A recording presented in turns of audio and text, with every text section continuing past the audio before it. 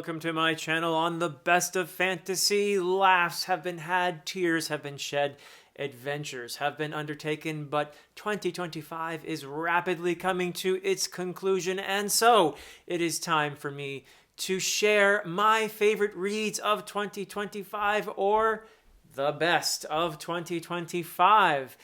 And this year I am going to include rereads, which I have not done before, but only if it's been 20 years or more. So I figured that's okay. And one book per author as usual.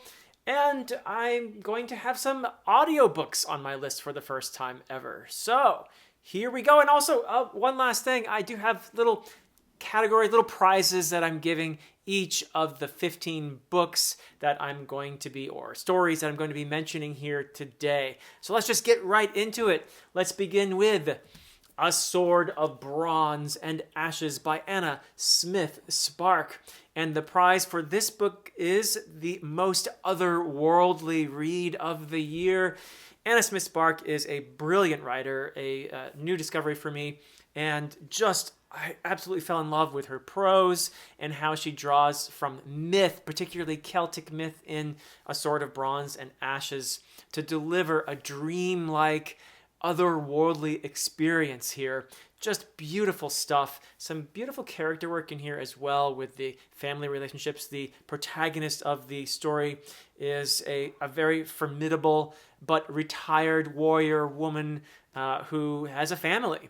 And that changes a lot of things, and we get to her story sort of unravels as the book progresses, her backstory, as it were, and changes how we perceive her in some really interesting ways. But this was just a fantastic read, and I enjoyed it thoroughly. My next book is Discovery, and the prize for Discovery is the most eccentric read of the year. Now, I was delighted to discover that my friends John and Amy and Jacob Minton are fantastic writers. Probably not a shock for those of you who know them over at their channel, Talking Story, but this was a delight. And this book is eccentric in the sense that I guess we could call it cosmic horror, but it defies genre boundaries in many ways as well. And it also brings in some really cool themes, some questioning about our place in the universe, and also includes some of the most eccentric characters you will find, some just crazy, compelling dialogue. And I found this to be just a page turner, and I loved it. I absolutely loved Discovery. And the audiobook is out, and there are 7 different narrators on that, and I can't wait to listen to that. I'm going to listen to that shortly before book 2 in Strange Eons comes out. But what a fantastic book. Definitely one of my favorites of the year. Next on my list, some of you may be surprised to see this here, but I am including The Unholy Consult by R. Scott Baker. It's not my favorite book in the Second Apocalypse. It's not even my favorite book in the Aspect Emperor series within the Second Apocalypse. However, I will give it the prize for most traumatizing. And that is something I actually do appreciate. I hope that came through in my discussions with Joanna on the Second Apocalypse, but I do appreciate the ways in which R. Scott Baker challenges me as a person, as a reader, as someone who thinks about life and whether or not we have any meaning at all in this universe. And if we do have meaning, where does it come from? Or to what degree do we have free will? And some of the answers that Baker, I think, nudges toward the reader here. In some cases, it's more than nudging. But some of the answers that he explores, let's put it that way, can be a bit, difficult to grapple with. And I think that's a good thing, though. I like how Baker makes me stare into the darkness, into the void, and think about maybe what comes before or what doesn't. But yeah, no, brilliant stuff. And Baker is a highly philosophical writer who also has a real gift for prose. So I have plenty of praise, as much as that series, and particularly The Unholy Consult, disturbed me in some fundamental ways. That is something I appreciate. Next on my list is By Blood, By Salt by J.L. Odom, and the prize for this is Best New Author. This was a wonderful discovery for me. was a judge for SPFBO in year 10, and this book won that contest in that particular year, and it was my highest rated book ever as a judge for SPFBO in my 2 years of judging. And the just so much talent in here and so much hard work you can tell as well. This is a sort of a military fantasy, but it has real depth to it as well. And the incorporation of themes such as othering and what we become, not only the person or persons who get othered, but the ones who do the othering. Just a fantastic look at in a kind of a desert setting in the context of colonialism. Just really great stuff, and the prose is just fantastic. I just loved everything about this, and the protagonist, a bit of an outsider who is forced to confront some of his own feelings about othering in the process of what he goes through in this book. But just some fantastic writing here. So appreciative that I've discovered, and I do intend to continue in the series. I do have book 2 on my shelf, and it's the Land of Exile series.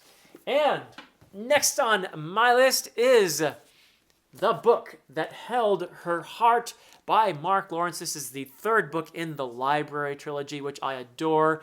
It is probably my favorite trilogy I've read so far by Mark Lawrence, among the 4 that I've read so far. It's close, though. I also do love Book of the Ancestor. But I think this one takes the prize, simply because it is just such a crazy setting and so relevant to our times, what Mark Lawrence does here. He's one of the few writers who can make me think and entertain me and make me cry and make me laugh all in one book. And this one does it. And the crying was especially prominent here, which is why The Book That Held Her Heart is the best heartbreaker of 2025.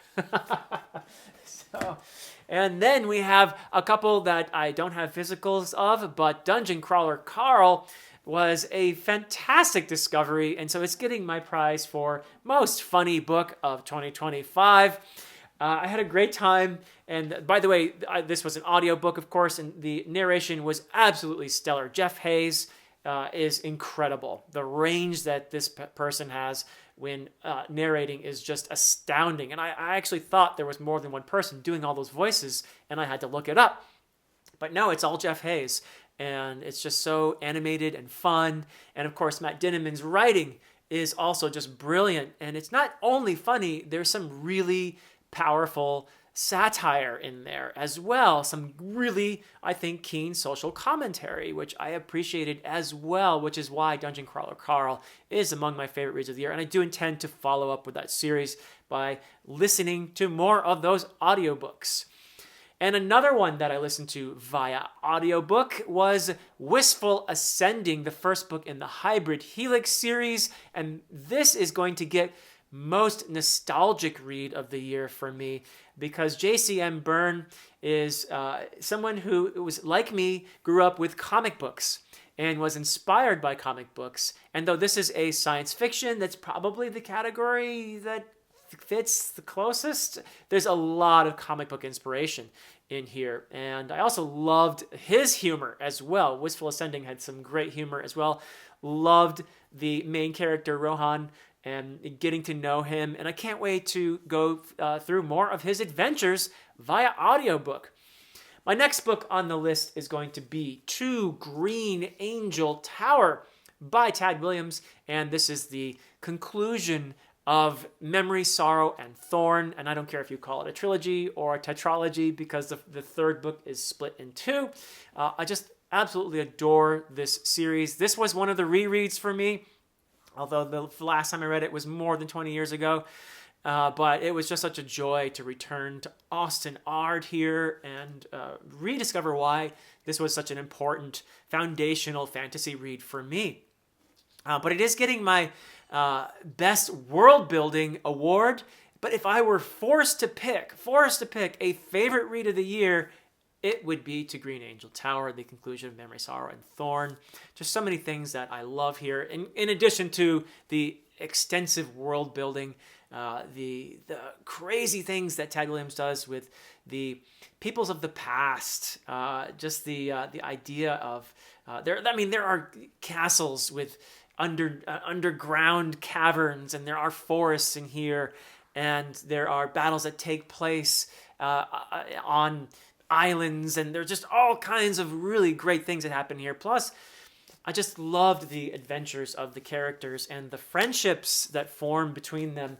And some of the ending here, the last 100 pages, 200 pages were highly emotional, very impactful for me. And absolutely my wheelhouse, this kind of classic fantasy, but with a more modern voice.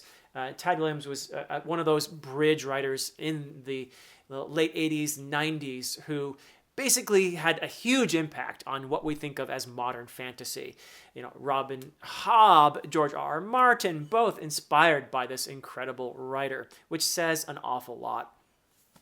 Next on my list, my second of the rereads, but more than 20 years ago, this is going to be Tigana, which I'm giving the prize for Best Prose to, and it's Guy Gavriel Kay. I mean, who's surprised here, right?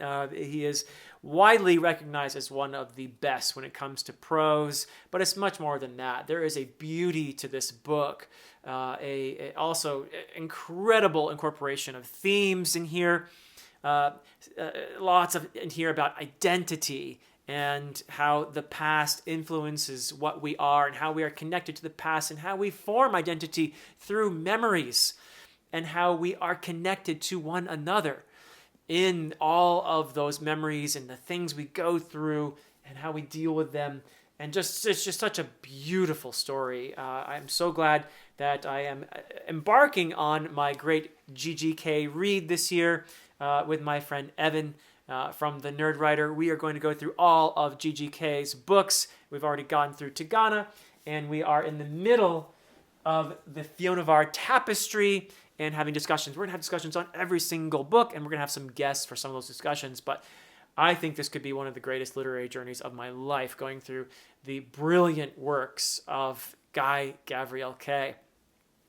And next on my list is going to be one that I listened to via audiobook, and that is The Way of Unity by Sarah Balstrup. And this is a very impactful read for me. And it's getting the prize for most introspective read of 2025. This one really got deep under my skin and into my bones. It made me think a whole lot, again, about identity. But it's on the surface level, it's a story of religious conflict, of a rebellion against the old ways, and what rebelling causes a person to become. When you embrace violence in order to break the yoke of your oppressor, what do you become? But also, this is just an incredible story that explores what it is to be a person in a body and interacting with other people in a way that's just so... It reminded me of the writing of Virginia Woolf in many ways, like in Mrs. Dalloway and that kind of thing, or The Waves. Just a brilliant exploration of what it means to be a person in communion with other people and the slippage of identity that can happen when one connects with other people. Just some really cool stuff in there, highly provocative and delightful.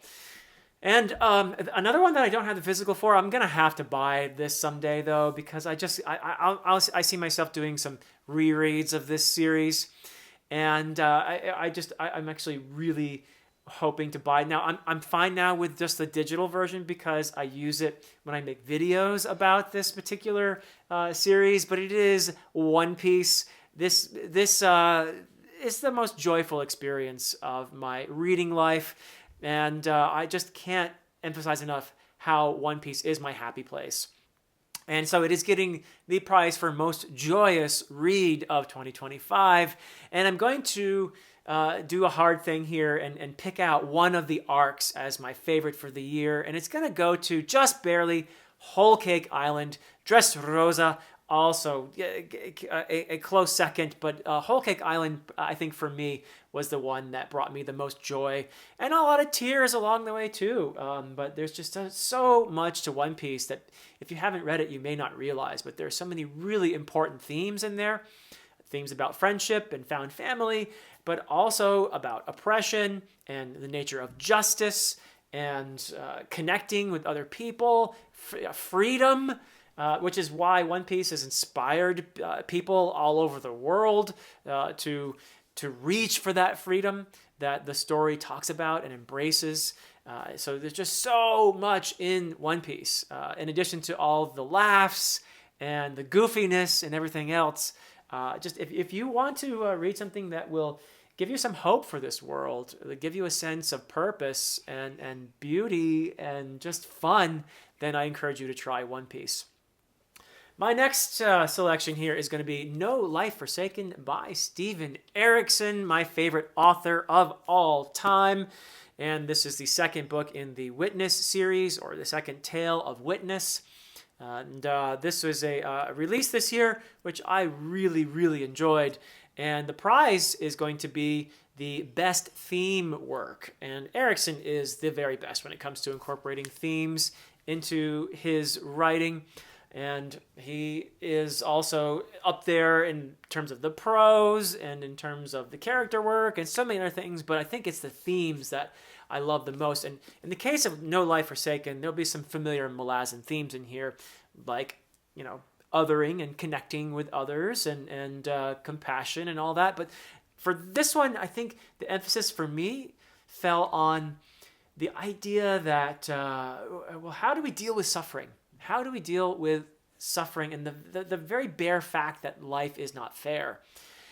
Are we empowered to have the will to choose how we deal with the fact that life is not fair, that there is suffering in the world, and that some people get more of that suffering and some people dish out more of that suffering? And, what do we become when we choose to deal with that suffering in a certain way or in a different way? What do those choices lead to in terms of who we are as people? That is something that really hit me hard when I was reading No Life Forsaken. Just a fantastic book. And my next selection is going to be Titus Groan, the first of the Gormenghast novels. And this one is getting the most atmospheric award. And another great, I read some great prose this year. Mervyn Peake is also up there. But his prose is just so evocative, so atmospheric. This is so Gothic and eccentric and weird and just crazy, really. I mean, the characters are all deeply flawed and very much immersed in their own little corners of this crazy setting, which is Gormenghast Castle, which is in itself a character in the book. It is not a fast-paced book. It is, in fact, a very slow read in some ways, but it does really sink into you. It also, I think, gets you thinking about some of the themes that it talks about, such as the nature of class and what class does to people, both the upper classes and the working classes, particularly when you have an upper class that is irrelevant, that hides away in its irrelevancy and hides in its rituals, its traditions.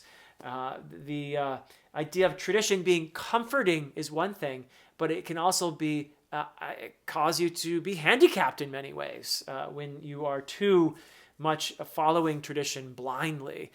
So there's just a lot in there that I found to be thought-provoking, but just heavily atmospheric. And by the way, also some really funny scenes as well in a very macabre sort of way. So definitely a read if you're interested in some great prose and some really Gothic vibes. My next one is also one I did on audiobook, but I happen to have a physical copy as well, and it is Heliotrope by Palmer Pickering, and this is getting my award for favorite new character, and that is going to be Telio. Telio, the protagonist of Heliotrope. This was a surprise for me. It reminded me in many ways of Robin Hobb's writing. It is slow burn fantasy, but it has real depth to it. It is highly immersive because of how Palmer Pickering pays so much attention to detail in here, and obviously has done her homework when it comes to understanding how clothes are woven, how weapons are made, how stone building works. Just so many aspects of this world that are so lovingly, beautifully portrayed that I found this to be such an immersive read, in the same way that I feel immersed when I'm reading something by Robin Hobb, who similarly pays attention to relationships between characters. That's also something that really got me in here. And Telio's relationships with some of the other characters in here, that was the heart of the story for me. Some of his found family along the way, beautiful stuff. Tear-inducing, beautiful stuff that I really enjoyed. Telio being one of those characters, like Fitz in a way, who, very different from Fitz as well, so don't get me wrong, but one thing they have in common is they have a different view of themselves than most people have of them. In the case of Telio, he's a veteran. He's an older guy. He's kind of sees himself as not all that important and really trying to stay out of the way of things. And circumstances do not allow him to do that. But underneath his really gruff and kind of, from the other people's perspective, kind of scary exterior, there's a person with real heart and real integrity. Just a fantastic character to get to know. And so Telio gets my favorite new character award. And finally, there is The Other Wind by Ursula Le Guin. Yes, I finished reading The Other Wind. It was my last read or completed read of the year. And this is getting my prize for most immersive read. Ah, man, I just love being in Earthsea. And The Other Wind, the last of the Earthsea novels, the fifth of the novels, and the sixth book, because there is also a collection of novellas. But The Other Wind is taking my prize here for most immersive. Beautiful prose once again. Le Guin is up there among the best. I told you it was a fantastic year for prose reading for me. But also, these characters, I've seen some of them develop over a lifetime. It's similar to what you get in The Long Price Quartet by Daniel Abraham, or again, Robin Hobb. You get the sense of a character's entire life lived. Some of these characters I met in A Wizard of Earthsea back when they were very young, and now they're old here. And not only that, but just this world has such magic to it.